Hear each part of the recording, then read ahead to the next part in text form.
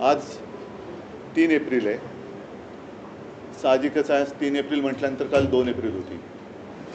मी तारखेपासून सुरुवात एवढ्यासाठी केली कारण आपल्याला सर्वांना आठवत असेल, आठवू नये याकरता काल बिल मांडलं गेलं हा भाग वेगळा, पण आपल्याला तरी नक्की आठवत असेल की साधारणतः 1 महिना 15-20 दिवस आधी अमेरिकेच्या राष्ट्राध्यक्षांनी आपल्याला एक इशारा दिला होता की कर आहेत ते कमी करावे, नाहीतर आम्ही सुद्धा जशास तसे कर लावू। आणि त्या कराला सुरुवात, त्या कराच्या आकारणीला सुरुवात त्यांनी त्यांच्या 2 तारखेपासून म्हणजे आजपासून आपल्या इकडे केले। शेअर मार्केट कोसळलं आहे अशी बातमी आहे। सेन्सेक्स बिनसेक्स म्हणजे ही सगळी पडझड मोठ्या प्रमाणावरती होते आहे। काल आपल्याला सर्वांना, निदान मला तरी अपेक्षा अशी होती की देशाच्या आर्थिक पाठकाण्याचा हा विषय, कदाचित आर्थिक संकट मोठं आपल्या देशावरती आदळेल की काय अशी ही परिस्थिती असताना देशाच्या पंतप्रधानांनी, देशाच्या अर्थमंत्र्यांनी आणि देशाच्या परराष्ट्र मंत्र्यांनी बाकीचे सगळे विषय बाजूला ठेवून देशाला विश्वासात घ्यायला पाहिजे होतं। ह्या संकटाचा मुकाबला आपण काय करणार आहोत, आपल्याला काय पावलं उचलण्याची गरज आहे, आपण काय केलं तर त्याचा परिणाम काय होईल, त्याचा दुष्परिणाम काय होईल, आणि अशी जर का काल त्यांनी भूमिका घेतली असती तर आणखीन एक गोष्ट सांगतो की मी जेव्हा मुख्यमंत्री होतो तेव्हा चीन घुसला होता आपल्या देशामध्ये, अरुणाचल वगैरे त्या भागामध्ये। कोरोनाचा काळ होता, माननीय पंतप्रधानांनी त्यांनी व्हिडिओ कॉन्फरन्स घेतली होती, म्हणजे ते सुद्धा तेव्हा घरी बसून काम करत होते। देशातल्या सगळ्या राज्यातल्या मुख्यमंत्र्यांना आणि प्रमुख पक्षाच्या नेत्यांना त्यांनी व्हिडिओ कॉन्फरन्सिंगद्वारे विश्वासात घेतलं होतं। आम्ही सगळ्यांनी एकमुखाने त्यांना सांगितलं होतं की आपण देशाचे पंतप्रधान आहात, आपण देशाच्या हिताचेच निर्णय घ्याल अशी आम्हाला खात्री आणि विश्वास आहे। आपण याबाबत जो काही निर्णय घ्याल त्याला आमचा पाठिंबा असेल। जर त्याच पद्धतीने हे देशासमोर येणारं आर्थिक संकट सगळ्या देशवासियांना त्यांनी सांगितलं असतं आणि सगळ्यांना विश्वासात घेऊन आपण काय पावलं उचलणार आहोत हे सांगितलं असतं तर बरं झालं असतं। आम्ही एकमुखाने एका क्षणाचीही चर्चा न करता त्यांना पाठिंबा दिला असता। दुर्दैवाने तसं झालं नाही। उलटं आता असं वाटते की त्याच्याकडे दुर्लक्ष व्हावं, आपण काही त्यांच्याकडे काही करू शकत नाही, कारण पाकिस्तानला इशारा देऊ शकतो, चीनला देऊ शकत नाही, अमेरिका तर फार दूर राहिली, आणि मग काय करायचं असं आहे। ते जे काय करतील ते भोगत बसायचं, आणि ते भोगतोय हे आपल्याला कळू द्यायचं नाही, म्हणून मग कुठेतरी वेगळे विषय काढायचे। आता हा एक खरा महत्त्वाचा मुद्दा, आज तरी मी अपेक्षा करतोय की आज तरी अधिवेशन सुरू आहे लोकसभेत आणि राज्यसभेत, सगळे विषय बाजूला ठेवून या आर्थिक संकटाबद्दल आपल्याला, आता पंतप्रधान मला वाटतं परदेशात गेले, परराष्ट्रमंत्री कुठे आहेत काही कल्पना नाही, अर्थमंत्र्यांनी तरी एक आवाहन केलं पाहिजे, बाकी गृहमंत्र्यांचा तर काय आनंदच आहे, पण त्यांनी देशाला शासकीय भाषेत अवगत केले पाहिजे। पण तशी अपेक्षा करणं यांच्याकडनं हे खूप, मला असं वाटतं, चुकीचं ठरेल, पण त्यांनी हे खरं करणं आज गरजेचं आहे। असो, नुकतीच ईद झालेली आहे, त्या ईदच्या वेळेला या सगळ्या लोकांनी ईदच्या मेजवान्या झोडल्यात। ईदच्या मेजवान्या झोडून ठेकर देऊन काल वक्फ बोर्डाचं बिल मांडलेलं आहे। योगायोग असा आहे की किरण रिजिजू यांनी हे बिल मांडलं। आता हे किरण रिजिजू यांनीच एकेकाळी गोमांस खाण्याचं समर्थन केलं होतं, त्यांनीच वक्फ बोर्डाच्या सुधारणेचं बिल मांडलं। हा योगायोग किंवा ठरवून आणलेला योगायोग आहे। नेमकं भारतीय जनता पक्ष करतंय काय तर हेच कोणाला कळत नाही आहे। कारण कधीतरी सांगायचं औरंगजेबाची कबर खोदणार, मग त्यांची लोक कुदळ फावडी घेऊन जातात, खाण्याला सुरुवात करतात, मग वरनं आदेश द्यायचा नाही नाही नाही खोदू नका, परत माती टाका, मग परत माती टाकतात, मग मध्येच म्हणायचं मशिदीत घुसून मारणार, लोक मारायला जातात, त्यांना सांगा थांबा थांबा थांबा, ते तुमचे बाकीचे हत्यार बाजूला ठेवा, हे सौगाते मोदी घेऊन जा। म्हणजे हे कळतच नाही नेमकं काय चाललेलं आहे। लोकांना लढवायचं, झुंजवायचं आणि आपण आपलं राजकारणाच्या पोळ्या त्याच्यावरती भाजायच्या, हे असे विकृत राजकारण सध्या भारतीय जनता पक्ष करते। मला काल मी साधारणतः मध्ये ही चर्चा बघत होतो, या चर्चेत वक्फ बोर्डातल्या काही सुधारणा आहेत, जरूर त्यातल्या काही चांगल्या आहेत, त्याच्याबद्दल काही वाद नाही, पण आत्तापर्यंतचा अनुभव असा आहे की यांचे दाखवायचे दात आणि खायचे दात हे वेगळे आहे. गरीब मुसलमानांबद्दल त्यांनी जे बोलले त्याच्याबद्दल मी भाष्य करेनच, परंतु 370 कलम जे कलम काढलं गेलं काश्मीरमधलं, आम्ही पाठिंबा दिला त्याला. याचं कारण ज्या वेळेला तिथे जी काय अंधाधुंद एक बेबंदशाही चालू होती आणि अनेक हजारो काश्मीरी पंडित हे आपल्या देशात आपली घरं सोडून आपल्या इतर राज्यांमध्ये निर्वासितासारखं फिरत होते, तेव्हा हिंदू हृदय सम्राट शिवसेना प्रमुखांनी त्यांना महाराष्ट्रामध्ये आश्रय दिला. 370 कलम काढल्यानंतर जी एक आशा दाखवली गेली की सगळे काश्मीरी पंडित आपापल्या घरी परत जातील. आता 370 कलम काढून किती दिवस झाले, किती वर्ष झाली, त्या काश्मीरी पंडितांपैकी किती जणांना त्यांच्या जमिनी परत दिल्या गेल्या हे पहिलं त्यांनी सांगण्याची गरज आहे. म्हणजे वक्फ बोर्डाची जमीन जरूर त्याच्याबद्दल तुम्हाला काय निर्णय घ्यायचा तुम्ही घेतलाच आहे काल, पण काश्मीरी पंडितांच्या जागा तुम्ही देणार आहात की नाही परत? का त्यांना अजून त्यांच्या घरामध्ये त्यांच्या हक्काच्या देशात त्यांच्या राज्यामध्ये बिनधास्तपणाने जाता येत आहे? त्याचाही खुलासा गृहमंत्र्यांनी केला पाहिजे. त्याचबरोबरीने आपण पाकव्याप्त काश्मीरची जी जमीन आहे त्याच्याबद्दल काही भूमिका घेतलेली नाही आहे. चीन तर मी असं ऐकलं की तो जो काय कुठला लेक आहे तो पेंगॉंग का काय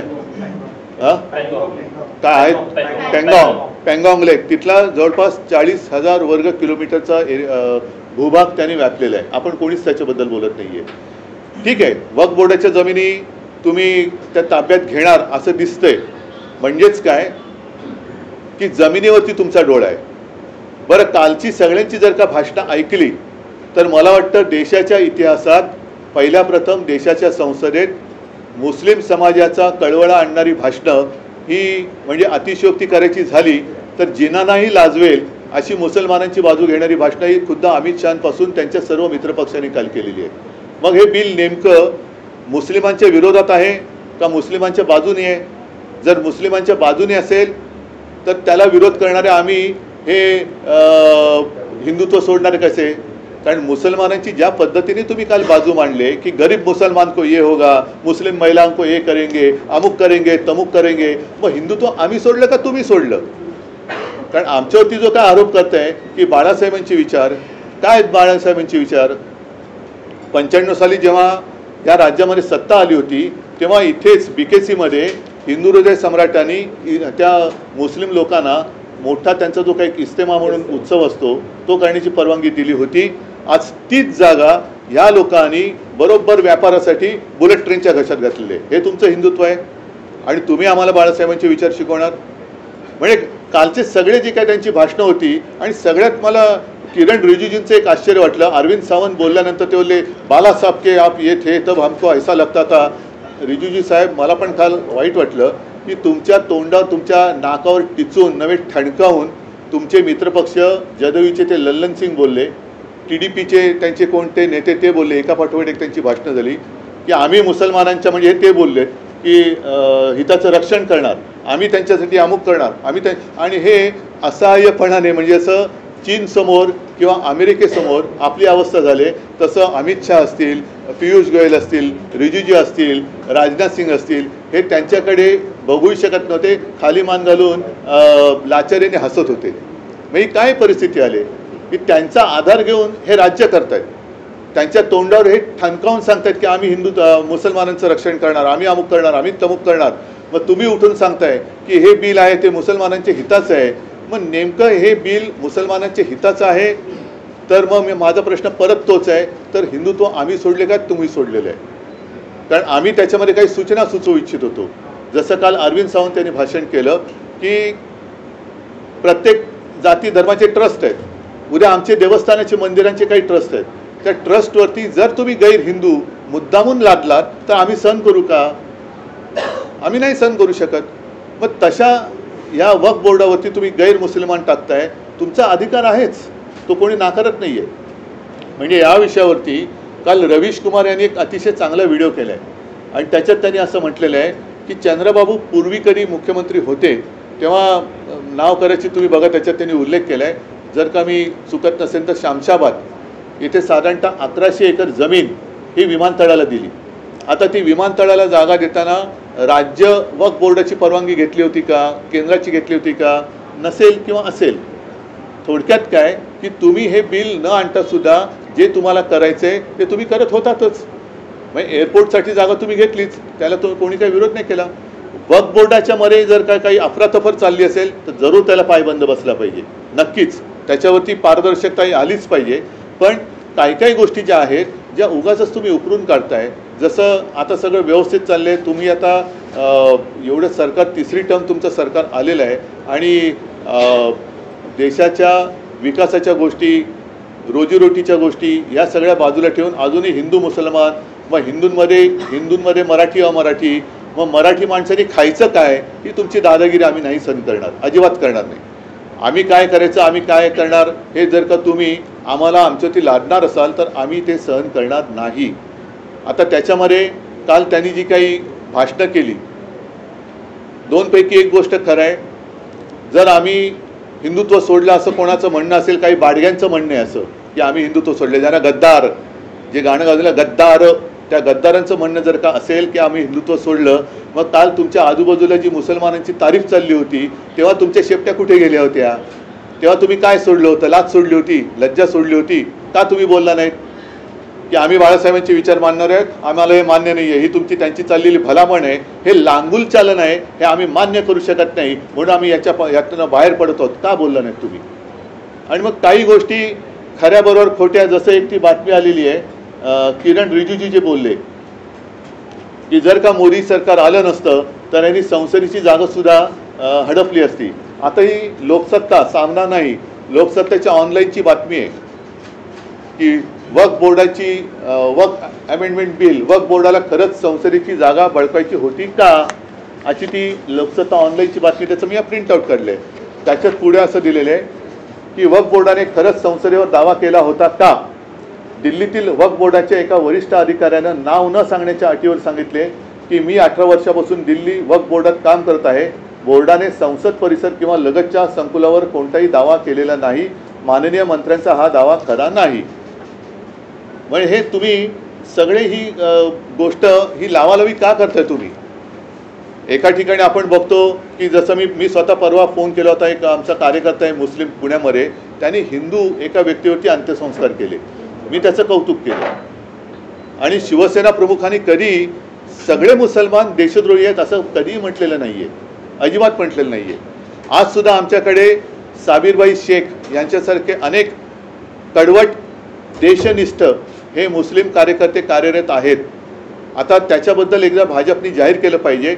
आणि परत एकदा सांगतो की आज सुद्धा मी भारतीय जनता पक्षाला पहिलं आवाहन करतो, नाही तर आव्हान देतो की तुम्ही जर का खरोखर एवढे हिंदुत्व करत असाल आणि तुम्हाला मुसलमानांचा जर का तिटकारा असेल तर परत एकदा सांगतो की तुम्ही तुमच्या झेंड्यावरचा हिरवा रंग काढा आणि नपेक्षा ही जुमलेबाजी बंद करा.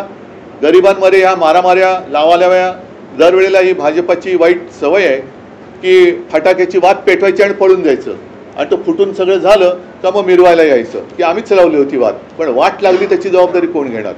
तर पहिली वाट लावायची, मग वाट लागल्यानंतर आपण यायचं आणि आम्हीच सगळं काही केलं. ही वृत्ती जी आहे त्याचा आम्ही विरोध केलेला आहे. थोडक्यात आम्ही बिलाला विरोध करण्यापेक्षा यांच्या ढोंगाला आणि त्याच्यानंतर या जमिनी बळकावून यांच्या व्यापारी मित्रांना ते जे काही देणार आहेत त्या भ्रष्टाचाराला विरोध केलेला आहे. तुमच्या खात्याने काही सुधारणा सुचवलेल्या आहेत बिलामध्ये, त्यात जर सुधारणा झाल्या तर तुमचं काय? तर सुधारणा काल त्यांनी करायला पाहिजे होत्या. बरं, त्याच्यामध्ये साधारणतः एकूण जे काही चित्र चाललं होतं म्हणजे प्रतिपक्ष, विरोधी पक्ष किंवा प्रतिपक्ष काय असेल ते, पण त्या ज्या काही सूचना होत्या त्यांना तुम्ही असं केलं होतं की तुम्ही मुस्लिम धार्जिणे आहात आणि हे हिंदू धार्जिणे आहेत, आणि हे स्वतः जेवढं मुसलमानांचं लांगुलचालन करत होते ते बघितल्यानंतर मी म्हणेन की जिनांना सुद्धा लाज वाटली असेल की अरे आपल्याला नाही जे करता आलं ते यांनी केलं, भाजपने करून दाखवलं. म्हणजे जे जिनांनी केलं नाही ते काल संसदेत मुसलमानांची बाजू घेऊन भाजप आणि त्यांच्या मित्रपक्षांनी करून दाखवलं.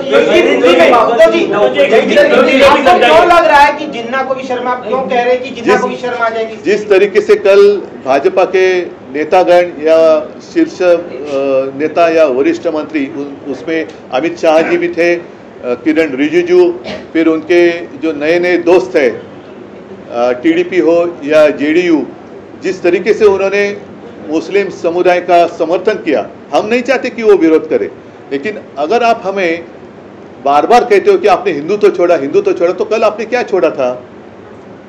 कल जिस तरीके से आपको एक प्यार आया था कि हम गरीब मुसलमानों के लिए ये बिल लाए हैं, गरीब मुसलमानों से इसका फ़ायदा होगा, जो महिलाएं हैं उनके लिए ये कर रहे हैं। अरे भाई, आप जो कह रहे हैं और कर रहे हैं उसी को तो हम कहते हैं ना, जिसको मराठी में कहते हैं लांगुल चालन। सामने आपको चुनाव दिखाई दे रहा है, उसका शायद उल्लेख अमित शाह जी ने भी किया कि हम बंगाल भी जीतेंगे और बिहार भी जीतेंगे। इसका मतलब सीधा है कि भाजपा की नीति सिर्फ आपस में लड़ाई लड़ाओ, तोड़ो फोड़ो और राज करो। अभी जो भाजपा की जो चाल है, अभी बाला साहब होते तो कुछ और शब्द में कहते, उन्होंने भाषण में उसका उपयोग भी किया है, मैं नहीं कहना चाहूँगा। जिन्होंने वो भाषण कवर किया होगा उनको वो याद आएगी वो बात। एक उसमें बैल का जिक्र किया था, बैल जिस तरीके से जाता है खेत में, तो वैसे मत चलो, सीधा चलो। बराबर है ना, तुम्ही मला वाटतं ते केलं असतात। नहीं, एकच मिनिट, जो कुछ मैं कह रहा था कि हमेशा वो कहते कि आपने हिंदुत्व छोड़ा, तो मुझे पहले बताइए कि इस बिल का हिंदुत्व से क्या लेना देना है। और अगर आप मुसलमानों के लिए सारी चीजें कर रहे हैं तो भाई हिंदू ने क्या आपका गुनाह किया है? कभी आप कहते हो कि औरंगजेब की कब्र खोद डालो, उनके लोग जब खोदने के लिए जाते हैं तो आरएसएस कहते नहीं नहीं नहीं नहीं, जो खोदी है उसके ऊपर मिट्टी डालो। कभी कहते कि मस्जिद में घुसकर मारेंगे, कभी कहते अरे नहीं नहीं नहीं नहीं वो बाजू में रखो, ये सौगात लेके जाओ। कभी कहते हैं कि ये मुस्लिम जो है ऐसे वैसे, और बाद में उनके यहाँ जाकर ईद की पार्टी मनाते हो। तो क्या आप कहना क्या चाहते हो? जो आता है ना कभी, अरे कहना क्या चाहता है, वही तो मैं कहता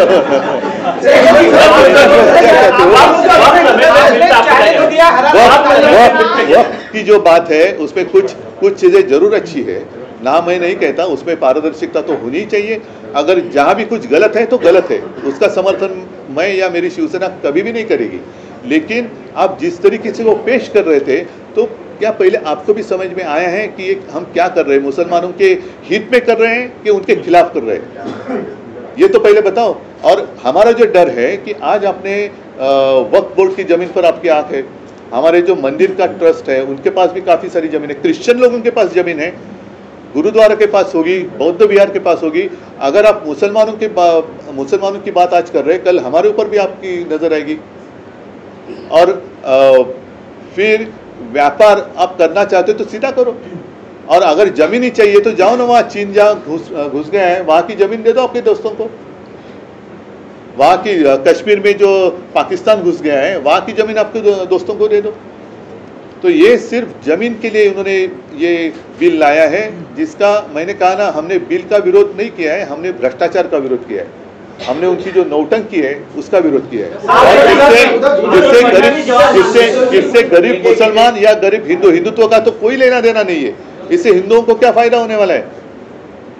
उल्टा डर ये है, जो बात हमने कही कल, अरविंद सावंत जी हमारे सांसद है, उन्होंने बात कही कि हमारे शंकराचार्य जी है जिन्होंने कहा, आरोप लगाया कि केदारनाथ मंदिर से 300 किलो या कुछ ज़्यादा ही सोना गायब हो गया, कुछ किसी ने बात की। हाँ, फिर हमारे पद्मनाभ स्वामी मंदिर का उन्होंने खजाना खोला, विरोध किया, फिर रुक गए। तो ये ऐसी सारी बातें वो करने लगे, तो कौन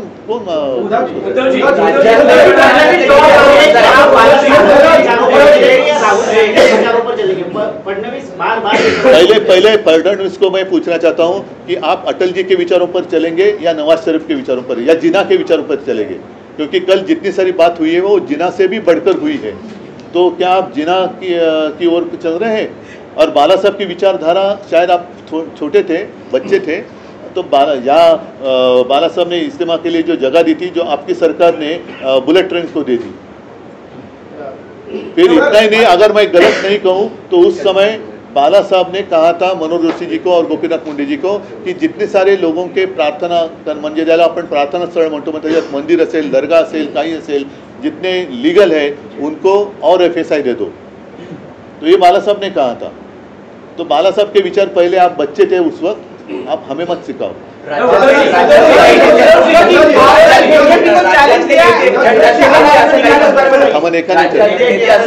राज्यातले शिंदे गटाचे आणि भाजपचे नेते गद्दार लोक आपले एसनशी आपले खासदार काही नाराज आहेत, त्यांना समर्थनार्थ राहू एसनशी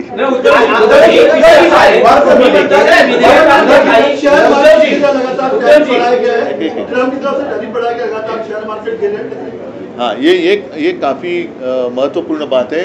मैंने जैसे पहले मराठी में कहा, उसको दोहराता हूँ। मैं आज मेरा आग्रह है, क्योंकि देश के हित के लिए जो भी करने की ज़रूरत है वो प्राथमिकता होनी चाहिए। कल मेरी अपेक्षा थी कि बाकी अन्य सारे विषय बाजू में रखकर ट्रंप ने जो टैरिफ लगाए हैं जिससे हमारा नुकसान होने जा रहा है उसके ऊपर बात करें।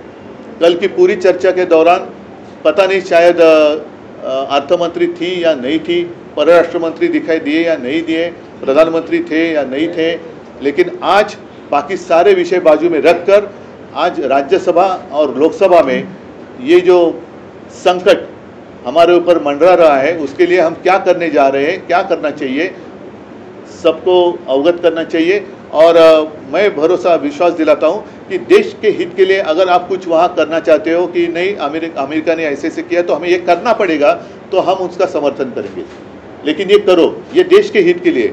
और अब वो जो उन्होंने टैक्स लगाया है या टैरिफ लगाया है वो हिंदू मुस्लिम नहीं जानता, वो अपने देश के ऊपर लगाया है, तो नुकसान तो सभी का होने वाला है, तो उसके ऊपर चर्चा करो, बहस नहीं, चर्चा करो। आपने वक्फ को लेकर जैसे आपने कहा है कि कुछ चीजों में आप जो है क्लियर है कि हाँ ठीक है, कई चीजों में मुसलमानों को जो सबसे ज्यादा मुखालफत या विरोध रहा है वो ये रहा है कि कलेक्टर को अपॉइंट किया जाएगा तो इनडायरेक्टली ये चीजें सरकार के अंदर में आ जाएगी। आप इस चीज के फेवर में है या विरोध में है? क्या वक्फ की मिल्कियत का मेरी कंट्रोलिंग सरकार के हाथ में होगा? एक बात जरूर कि उसमें ट्रांसपेरेंसी होनी चाहिए, वो मुस्लिम लोग भी उसको मना नहीं कर रहे, लेकिन कलेक्टर किसके अंडर रहेगा? क्या उसको डिसीजन लेने की आज़ादी रहेगी? और यही रिजिजू साहब है, आपको याद होगा जब वो लॉ मिनिस्टर थे तर ते काय न्यायवृंद म्हणतात ना, काय त्याला म्हणायचं, कॉलेजियन काय कलेजी काय, उसके ऊपर वो हावी होना चाहते थे। मग ते जिकडे जातात तिकडे ताबा घ्यायला बघतात, तर हा कलेक्टर बिलेक्टर कोणाच्या अंडर राहील? त्याला तेवढं स्वातंत्र्य असेल की तू तेवढ्या यांनी वाग, तर कोणाची हरकत नाही आहे, पण कलेक्टर जर का यांच्या अंडर असेल तर त्याची या लोकांना नाही म्हणण्याची हिंमत असेल का मंत्र्यांना किंवा वरून आलेल्या? हा महत्त्वाचा मुद्दा आहे। कलेक्टरला ते विरोध का करतायत? कारण कलेक्टर हा सिस्टीममधला एक भाग आहे, आणि जर का याने असं ठरवलं, आदेश दिले की कुछ भी होने दो, ऐसा करना है, तो क्या करेंगे आप?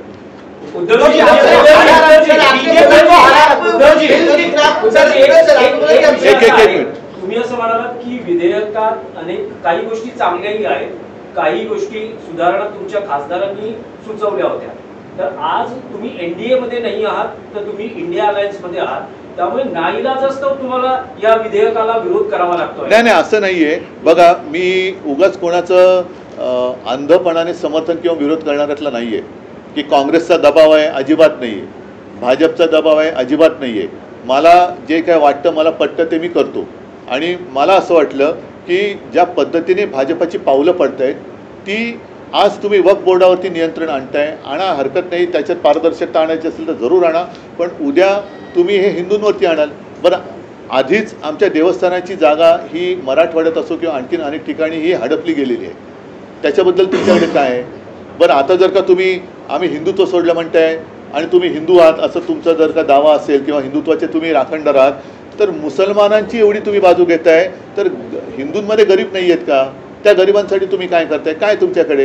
आणि आता सुद्धा ह्या वक्फ बोर्डाच्या जागेमुळे तुम्ही गरीब मुसलमानांना काय फायदा करून देणार आहात? पण जर तुम्ही एनडीए मध्ये असता तरी हीच भूमिका घेतली असती। आम्हाला जे पटलं नसतं ते त्याही वेळेला आम्ही मांडलेलं होतं, नोटबंदीच्या वेळेला सुद्धा मी बोललो होतो। त्याही वेळेला आपल्याला लक्षात असेल की मोदीजींचं सरकार आल्या पहिल्यांदा मुंबईतल्या लोकल ट्रेनची दरवाढ झाली होती, मी त्याला विरोध केला होता। आता नोटबंदीमध्ये सुद्धा हे असंच सगळं गाडून टाकलं गेलं होतं की यांनी असं होईल, त्यांनी तसं होईल, लोकांना वाटलं होतं अरे वा खूप चांगलं होणार, कुठे काय झाले? म्हणजेच काय संसदेत नाही तर यावर मतदान झालेलं आहे आणि प्रत्येकाला नाही बरोबर आहे, त्यामुळे मी विचारतोय जर तुम्ही एनडीए मध्ये असता तरी आम्ही हीच भूमिका घेतली असती की तुम्ही यांच्या, कारण का आता हे एवढ्या वर्षानंतरचा जो अनुभव आहे की त्यांचं प्रेझेंटेशन खूप छान असतं, म्हणजे त्याच्याबद्दल वादच नाही, म्हणजे सगळ्यांची भाषणं ऐकली तर तुम्ही म्हणाल अरे वा हे आपल्याला करणं गरजेचं आहे, पण एक बारकावा त्यातला आहे की तुम्ही मुसलमानांच्या हितांची गोष्ट करताय का मुसलमानांच्या विरोधातली गोष्ट करताय की हिंदूंच्या हिताची गोष्ट करताय की हिंदूंच्या विरोधातली गोष्ट करताय? नेमकं या बिलामागचा जो उद्देश आहे, कारण तेच आमच्यावरती ते एसएनसीवाले बोलतात की आणि हिंदुत्व सोडलं, देवेंद्र म्हणतात बाळासाहेबांचे विचार सोडले, मग नेमकं तुम्ही काय करताय? की असं तुम्हाला काय वाटतं की तुम्ही मुसलमानांचं लांगुल चालन करताना जर का आम्ही त्याला विरोध करत असू तर हिंदुत्व आम्ही सोडले का तुम्ही सोडले?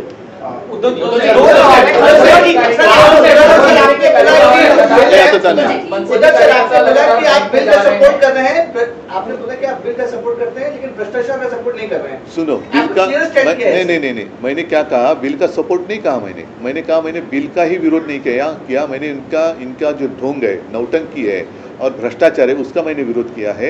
लेकिन उसमें जरूर कुछ अच्छी चीज़ें हैं, लेकिन और हमारी या अन्य पक्षों की सूचनाएं ले लेते तो इतने विवाद करने की आवश्यकता ना होती। सबका साथ चाहिए था ना, तो सबका साथ आपने क्यों नहीं लिया? और आपने पहले शब्द से ऐसी शुरुआत किया कि हम हैं आपके दुश्मनी हैं। जिस तरीके से उनका एक तौर तरीका था, मतलब एक तरीके से वो मुस्लिम लोगों को पूरा ललचा रहे थे, लेकिन हमको ऐसे कटोरे में इसमें खड़े कर रहे थे।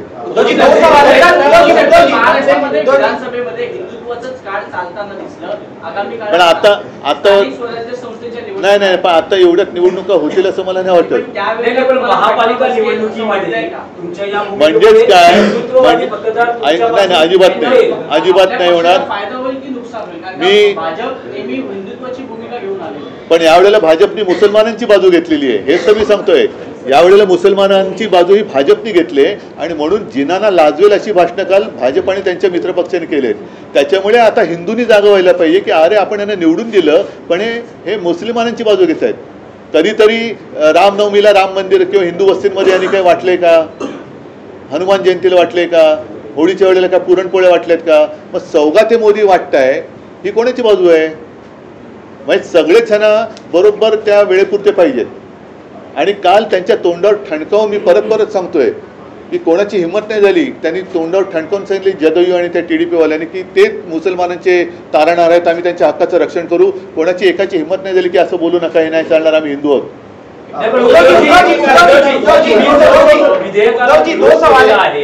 तुमच्या पक्षाच्या कार्यकर्त्यांना ही भूमिका पडली, कधी इफ्तार पार्ट्यानं जायचं, कधी गोमांस हे करता म्हणून मारायचं, कधी मॉब लिंचिंग करायचं, पुन्हा त्यांच्याचकडे जेवायला जायचं। हे सगळे जे चालले ना यांची धरसड उलटी ही आता हिंदूंना सुद्धा कळलेली आहे। म्हणून आता हिंदू हा जागा झालेला आहे। त्याच्यामुळे तुम्ही जे म्हणता ना की उद्या कुठेही निवडणूक झाली तर भाजपला भारी पडणार। माफी को लेकर जो है महायुति को कांग्रेस ने कहा है कि उनको गजनी सिंड्रोम हो गया, डाउन सिंड्रोम की तरह, ये भूल गए हैं जो वादे थे। और उसके पहले अगर की बुआई से पहले अगर ये कर्ज माफी का जो वादा उन्होंने किया तो नहीं करेंगे। नहीं, ये अलग विषय हम बात कर सकते हैं। और यही विषय पर जो आपने अभी सवाल पूछा, काफ़ी सारी बातें हो सकती है। जो मैंने आज की प्रेस ले ली है कि इनका दिखावा अच्छा होता है, प्रेजेंटेशन बहुत ही बढ़िया होता है, लेकिन अंदर जब मतलब पिक्चर का ट्रेलर बहुत अच्छा होता है, लेकिन पिक्चर बहुत डरावना होता है। और कल जो उन्होंने दावे किए कि काफ़ी सारे मुस्लिम लोगों ने हमें पत्र दिए, उसका समर्थन किया, आज परत हा लोकसत्तेतलीच बातमी आहे की नक्षलवाद्यांच्या शांती प्रस्ताव पत्रकाने चर्चेला उधाण। आता केंद्र सरकारने कारवाई थांबवून चर्चा करण्याचे आवाहन नक्षलवाद्यांनी केले आहे, मात्र पत्राच्या सत्यतेवरही प्रश्न उपस्थित होत आहेत। हे असं सगळ्या ह्या गोष्टी चाललेल्या आहेत आणि ह्याच्यामध्ये आम्ही हिंदू वेड्यासारखे त्यांच्या मागे धावतोय की काहीतरी आमचं होईल, काहीच होत नाहीये। घरदारं उद्ध्वस्त होत आहेत, घरदारं उद्ध्वस्त होत आहेत, कोणाला रोजीरोटी मिळत नाहीये, नोकरी धंदा मिळत नाहीये। नुसतं ह्यांनी सांगायचं एकदा कधी धर्मयुद्धाची भाषा करायची आणि परत मी सांगतो परत जाऊन मिठ्या मारायच्या, म्हणजे हे म्हणतील तसं हे हिंदुत्व नाहीये आणि हिंदूंना कळले।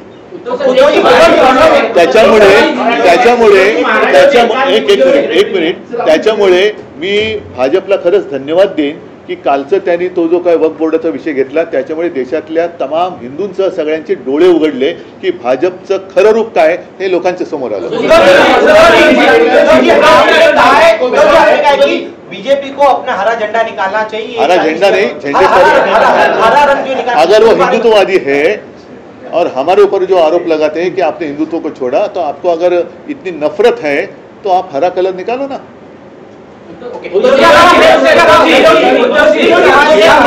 सरकार ने एक आदेश निकाला है जिसमें कहा गया है कि कोई भी फाइल हो वो अजीत पवार से लेकर एकनाथ शिंदे के तरफ से ऊपर सीएम तक जाएगी। क्या इस सरकार को खुद ही के एलाइज पर विश्वास नहीं है, जहां पर एक ये इस तरह का जो माहौल है? नहीं, ये रही अपनी यहाँ की बात।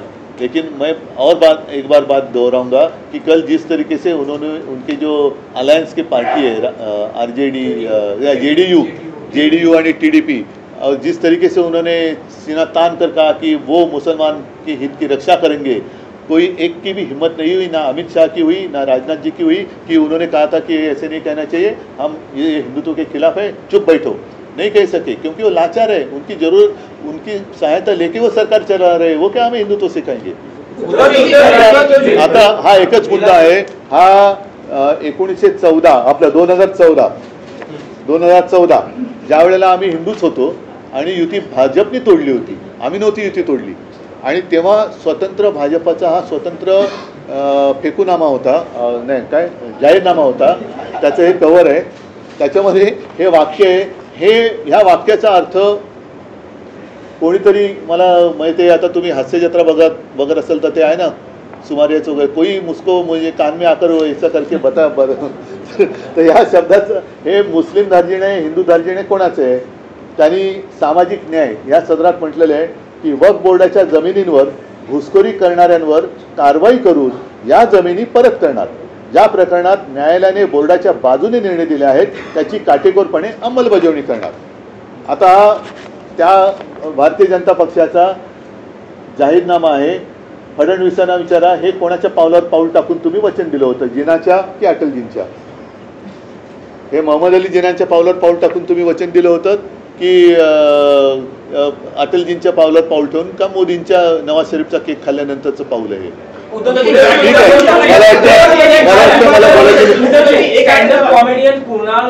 आता तो त्याच्यानंतर वेगळं बोलू, हा विषय महत्वाचा आहे।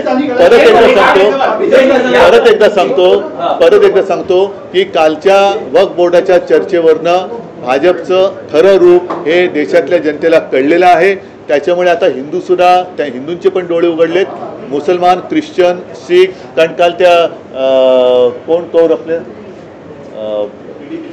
नाही बादल नाही अकालीदळच्या नाही रे, त्या महिला आपल्या हरदीप सिंग कौर, त्यांनी अप्रतिम भाषण केलेलं आहे, त्यांनी पण अप्रतिम भाषण केले आणि सगळ्यांच्या मनात आता ही भीती आहे की आज हे पहिलं पाऊल यांनी मुस्लिम ट्रस्टवरती टाकले, उद्या जैनांच्या टाकू शकतील, ख्रिश्चनांच्या टाकतील, कारण त्यांच्याकडे पण संपत्ती आहे, शीख लोकांच्या टाकतील, अगदी बौद्धांचे येईल, हिंदूंच्या तर आहेच आहे, तर हे आत्ताच सगळ्यांनी जागा होण्याची गरज आहे। सगळ्यांना धन्यवाद, जय हिंद, जय महाराष्ट्र।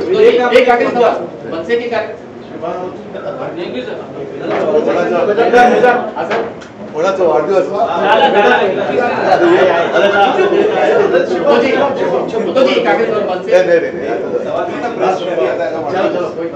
अरे ये ना सगळेच असे ना तुम्हाला